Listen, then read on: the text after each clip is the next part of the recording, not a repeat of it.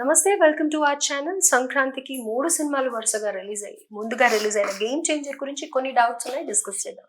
ప్రస్తుతం మనతో పాటు సీనియర్ జర్నలిస్ట్ కిరణ్ పోల్దాస్ గారు ఉన్నారు. హలో సార్, నమస్తే. నమస్తే అండి. సార్, సో గేమ్ చేంజర్ గురించి కొన్ని డౌట్స్ ఉన్నాయి సార్. చెప్పండి. సో అంటే ప్రతి సినిమాకి కూడా సక్సెస్ మీట్ అనేది చేస్తూ ఉంటారు. All of the sudden shocking గా ఈసారి గేమ్ చేంజర్ కి ఎందుకో సక్సెస్ మీట్ పెట్టలేదు. ఎందుకని అంటారు? అంటే డైరెక్ట్ గా సినిమా యూనిట్ నుంచే వాళ్ళు ఇండైరెక్ట్ గా చెప్తున్నారా అని అనిపిస్తోంది, సినిమా ఫ్లాప్ అయ్యింది అని. కానీ బయట మిక్స్డ్ టాక్ వినిపిస్తుంది. దీని గురించి మీరు ఏమంటారు? ఇదే లోపం, ఇటువైపు నుంచి కూడా ఒక లోపం ఉన్నది చాలా స్పష్టంగా కనపడుతోంది. నిర్మాతకు దర్శకుడికి కూడా ఒక పొంతన లేనట్టుగా మనకి చాలా స్పష్టంగా అర్థమవుతుంది. ఎందుకంటే ప్రతి సినిమాకి, అదే దిల్ రాజు చేసిన సినిమాకి సంక్రాంతికి వస్తున్నాంకి ఎంత ప్రమోషన్స్ చేశారు, దీనికి ఎందుకు అంత స్థాయిలో ప్రమోషన్స్ చేయలేదు? ఇది చాలా పెద్ద సినిమా కదా, పాన్ ఇండియా సినిమా కదా. ప్రమోషన్స్లో వెనకబడ్డ మాట వాస్తవం. సినిమా రిలీజ్ అవ్వక ముందు కూడా ప్రమోషన్స్లో వెనకబడ్డారని నేను చెప్తున్నా. శంకర్ కనపడలేదు, కియారా అద్వానీ కనపడలేదు, సో ఇవ్వాల్సిన ఇంటర్వ్యూలు ఇవ్వలేదు, తిరగాల్సిన ఛానల్ తిరగలేదు. అదే సమయంలో అనిల్ రావిపూడి ఎట్లా చేశాడు? రెండింటికి నిర్మాత దిల్ రాజే. ఎట్లా చేశాడు? సరే, మీరు సినిమా అంత బజ్ క్రియేట్ చేయలేదు, మీరే క్రియేట్ చేయలేదు. ఆ తర్వాత సినిమా ట్రైలర్లో అద్భుతమైన బజ్ క్రియేట్ అయింది. ట్రైలర్ వచ్చిన తర్వాత చాలా బాగుంటుంది సినిమా, చూడాలని ఉత్సుకత కలిగింది. అందులో అభినందించాలి, ట్రైలర్ కట్ చేసిన వాళ్ళని అభినందించాలి. అయితే రిలీజ్ అయిన తర్వాత మీరు సక్సెస్ మీట్ ఎందుకు పెట్టలేదు? ఇప్పుడు మీరు ఎవరైతే మీ సినిమాని నాశనం చేయాలి, కిల్ చేయాలని భావిస్తున్న శక్తులు ఉన్నాయో వాటన్నిటికీ ఊతం ఇచ్చినట్టు కదా. మీరు మొదటి రోజు కలెక్షన్స్ 186 crores అని చెప్పారు. అవి ఫేక్ కలెక్షన్స్ అని చాలామంది అన్నారు. మరి పుష్పకు వచ్చిన కలెక్షన్స్ ఏమన్నా రియలా? అవి ఫేక్ కలెక్షన్సే కదా. మనం ఆడుకున్నాం చాలా సందర్భాల్లో. పుష్ప కలెక్షన్స్ కూడా ఫేకే. ఇప్పుడు ఫేక్ గేమ్ ఆడుతుంది ఇండస్ట్రీ. ఆడుతున్నప్పుడు మీది నిజమా కాదా నేను ఆ లోతుల్లోకి వెళ్ళట్లా. మీరు 186 crores కలెక్షన్స్ వస్తే సక్సెస్ అయినట్టే కదా. ఒక పాయింట్ 1. రెండో రోజు మళ్ళీ కలెక్షన్స్ గురించి చెప్పలేదు మీరు. సరే, పాయింట్ 2 ఇది. పాయింట్ 3 ఏంటంటే, మీరు సినిమా సక్సెస్ కాలేదని మీకు మీరుగా మీ యొక్క ప్రత్యర్థులకు అందిస్తున్నారా సక్సెస్ మీట్ చేయకుండా? ఇకపోతే పాయింట్ 4, మరి ఏ సినిమాలు సక్సెస్ అయిన? దేవర సక్సెస్ అయిందా? ఆ రకంగా చూసుకుంటే సక్సెస్ మీట్ పెట్టలేదా? కల్కి సక్సెస్ అయిందా? సక్సెస్ మీట్ పెట్టలేదా? ఇలా చాలా సినిమాలు, చాలా పెద్ద పెద్ద పాన్ ఇండియా సినిమాలు సక్సెస్ అయ్యాయా లేదా అని పక్కన పెడితే సక్సెస్ మీట్లు పెట్టారు వాళ్ళు. ఎందుకు? బస్ క్రియేట్ చేయటం. ఎస్, మా సినిమా బాగుందని చెప్పడానికి. నేను దేవర, కల్కి ఇవన్నీ అట్టర్ ఫ్లాప్ సినిమాలు నేను చెప్పట్లేదు, దయచేసి అర్థం చేసుకోవాలి అందరూ. అవి కూడా యావరేజ్ సినిమాలు. ఇది ఖచ్చితంగా గేమ్ చేంజర్ సినిమా, సమాజానికి కావాల్సిన సినిమా, ఉపయోగపడే సినిమా. అట్లాంటప్పుడు దీనికి మీరు సక్సెస్ పెట్టకపోతే ఏంటి అర్థం? అయితే సక్సెస్సా కాదా అని మనం మాట్లాడుకోవటానికి 2-3 నేను పారామీటర్స్ చెప్తాను. ఇవాళ రామ్ చరణ్ గారు 4 క్యారెక్టర్లు పోషించారు. అద్భుతంగా ఒక స్టూడెంట్గా ఎలా ఉండాలో అలా ఉన్నాడు. ఒక ఐఏఎస్ ఆఫీసర్గా, ఒక ఐపీఎస్ ఆఫీసర్గా, ఒక పొలిటీషియన్, ఒక సీఎం స్థాయిలో, అంటే అలాగే ఒక ఫ్లాష్ బ్యాక్ క్యారెక్టర్.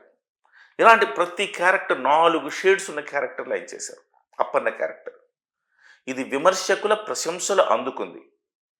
చాలామంది డైరెక్టర్లు ఇది జాతీయ స్థాయిలో ఉత్తమ నటన, ఇది ఖచ్చితంగా జాతీయ ఉత్తమ నటుడి అవార్డు ఈ సినిమాకు వస్తుందని చెప్తున్నారు. రైట్ సార్, నాకు ఇక్కడ ఒక చిన్న డౌట్ ఉంది.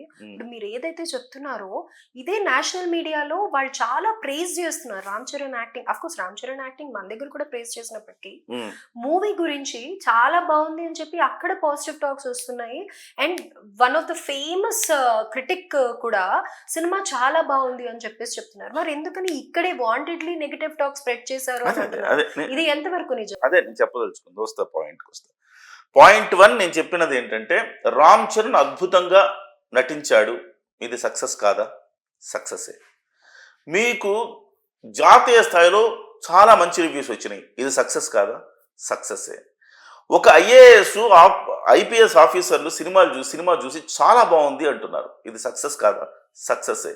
చిరంజీవి గారు ఢిల్లీ వెళ్ళి తిరిగి వస్తున్న సందర్భంలో పోలీస్ ఆఫీసర్స్ 2-3 మీ అబ్బాయి చాలా మంచి సినిమా తీశాడు సార్, చాలా బాగుంది సార్ సినిమా అని చెప్పేసి మా గౌరవాన్ని పెంచారు సార్ ఈ సినిమా ద్వారా అని చెప్పారంట.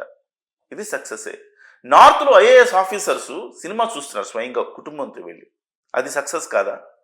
అలాగే ఢిల్లీలో అక్కడ ఢిల్లీ బీజేపీ అధ్యక్షుడు పిల్లలందరినీ తీసుకెళ్లి గేమ్ చేంజర్ సినిమా చూపించాడు ఉచితంగా వాళ్ళందరికీ.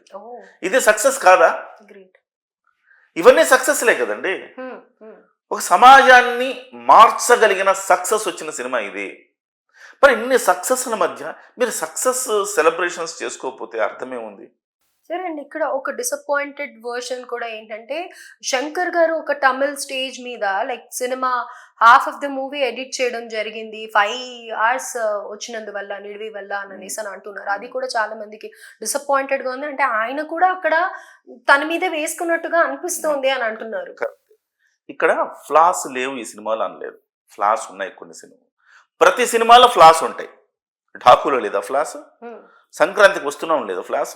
నాకు సంబంధించి నా బంధువులు మిత్రులు నాకు సినిమా చూసిన తర్వాత, సంక్రాంతికి వస్తున్నాం సినిమా చూసిన తర్వాత నాకు చెప్తున్నది ఏంటంటే, చాలా క్లీన్ మూవీస్ ఉంటాయి వెంకటేష్, ఇందులో చాలా డబుల్ మీనింగ్లు రకరకాలు ఉన్నాయి, అవన్నీ పట్టించుకోకపోతే మంచిగా ఎంటర్టైనింగ్గా ఉంది సినిమా. బట్ దీంతో కంపేర్ చేస్తే గేమ్ చేంజర్ చాలా క్లీన్ మూవీ అని చెప్తున్నారు. ఈవెన్ వెంకటేష్ గారి సినిమాతో పోలిస్తే కూడా clean movie. Exactly sir. Even ఫ్యామిలీతో పండక్కి వెళ్తున్నాము అంటే పిల్లల్ని పక్కన కూర్చోబెట్టుకొని, ఇప్పుడు మొన్నటి వరకు పుష్ప 2 తో అందరు ఏమన్నారు, ఇలాంటి సినిమాలు చూపిస్తామా, మరి అలాంటప్పుడు now this is the exact movie which we can sit and enjoy along with the family. తర్వాత ఈ ఫ్యామిలీస్ అన్నారు కాబట్టి ఇంకో పాయింట్ కూడా చెప్తా. సో ఒక తల్లిదండ్రులు సినిమాకి తీసుకెళ్ళి, మీరు రివ్యూస్ లో కూడా చాలా రివ్యూస్ లో చూడండి, మా పిల్లాన్ని తీసుకెళ్ళి చూపించానండి గేమ్ చేంజర్, చాలా బాగుందండి. సో ఇవాళ ఉన్న రోజుల్లో నువ్వంటావా ఊ కొడతావా లేకపోతే దెబ్బలు పడతాయో ఇలాంటి పాటలు ఉన్న సినిమాలు, ఇలాంటి వల్గారిటీ ఉన్న సినిమాలకి వెళ్ళలేకపోతున్నాము ఫ్యామిలీతో కలిసి. కానీ ఇది ఫ్యామిలీతో కలిసి చూడగలిగిన సినిమా అని చెప్పారు. సక్సెస్ కాదా? తమ పిల్లలు ఈ సినిమా చూపిస్తే ఒక ఐఏఎస్ ఐపీఎస్ ఆఫీసర్ అవుతారు, అంత ఇన్స్పిరేషన్ వస్తుంది సినిమా చూపిస్తా అని చెప్పి పిల్లల్ని తీసుకుపోతున్నారు, అది సక్సెస్ కాదా? సో ఇన్ని సక్సెస్లు, ఐఏఎస్లు ఐపీఎస్లు అలాగే పేరెంట్స్ ఇంతమంది పొగుడుతున్న ఈ సినిమా సక్సెస్ కాదని ఎందుకు అనుకోవాలి? మరి సక్సెస్ మీట్ ఎందుకు పెట్టలేదు మీరంటే, నాకు కనపడుతుంది ఒకటి, మీరు చెప్పారు కదా ఇంతకుముందు గేమ్ చేంజర్ ఈ శంకర్ గారు కూడా ఇలా మాట్లాడారనేసి. శంకర్ గారికి దిల్ రాజుకు మధ్య సమన్వయం లేదని స్పష్టంగా కనపడుతోంది.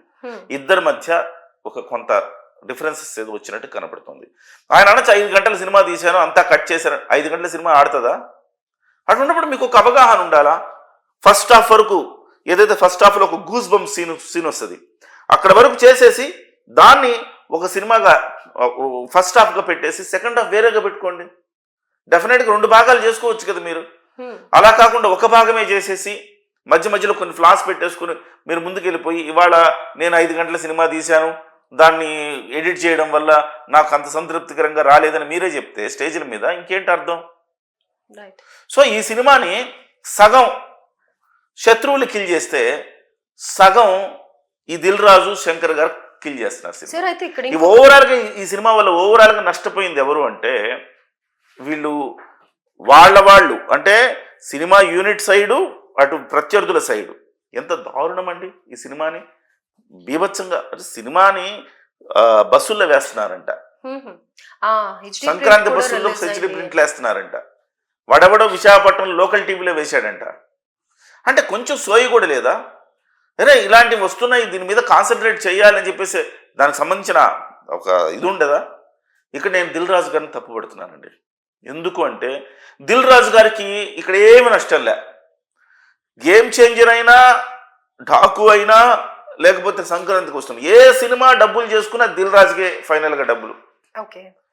2 సినిమాలకు నిర్మాత అయినా ఢాకుకేమో డిస్ట్రిబ్యూటరు, ఏ సినిమా తీసుకున్నా దిల్ రాజు గారికే డబ్బులు వస్తాయి.